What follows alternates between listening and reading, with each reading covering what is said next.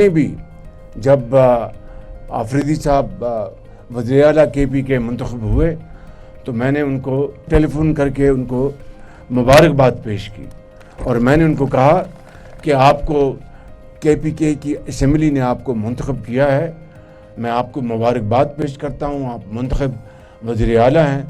اور میں پیشکش کرتا ہوں کہ وفاق آپ کے ساتھ بھرپور طور پر تعاون کرے گا، اور مل کر ہم پاکستان کے اندر ترقی اور خوشحالی، دہشت گردی اور بدامنی کا مقابلہ کریں گے۔ مجھے امید ہے کہ وہ میری اس پیشکش کو مثبت طور پر لیں گے، اس کو قبول کریں گے، اور ہم مل کر